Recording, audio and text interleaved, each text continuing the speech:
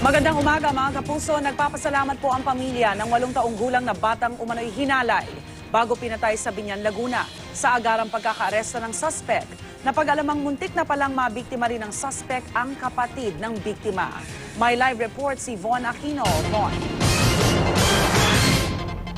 Yes, Rhea, kasong murder nga ang planong isampa laban sa suspect sa pagpatay sa isang 8 taong gulang na batang babae dito sa Biñan, Laguna. Iniimbestigahan naman ng mga pulis kung may mga kasabwat ang suspect.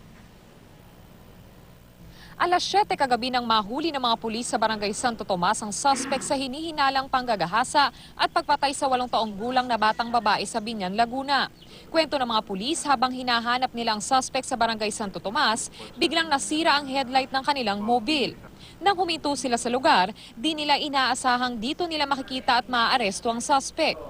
Nawalan kami ng ilaw ng 7 p.m. sa isang spot, sa isang area. At doon sa area na yon, bumaba kami at around 10 to 15 minutes nakita namin itong tao. May CCTV kami, meron kaming witness na nagpapatibay na positive identified siya. Na siya ay kasama ng bata.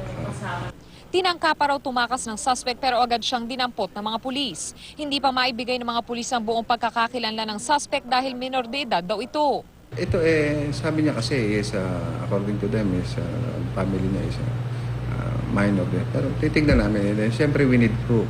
Pakitaan nila kami ng ebidensya na siya nga isang minor. Lubos naman ang pasasalamat ng pamilya ng biktima na nahuli na ang suspect. Pero hindi raw dito nagtatapos ang kanilang paghahanap ng hustisya. Ako po ay nagpapasalamat at nabigyan ng katarungan kaagad ang anak ko. Ang dapat po dyan sa ginawa sa anak ko ay nahuli siya. Kung ano pong ginawa sa anak ko, mas masahol pa dapat ang gawin sa kanya. Sa akin po, hindi pa rin, kulang pa rin po sa akin sa nangyari sa aking anak. Nahuli lang po. Pero ang gusto ko, kung ano yung nangyari sa anak ko, sana doon sa gumawa ng anak ko, ganun din, kamatayan din ang kaparusahan din.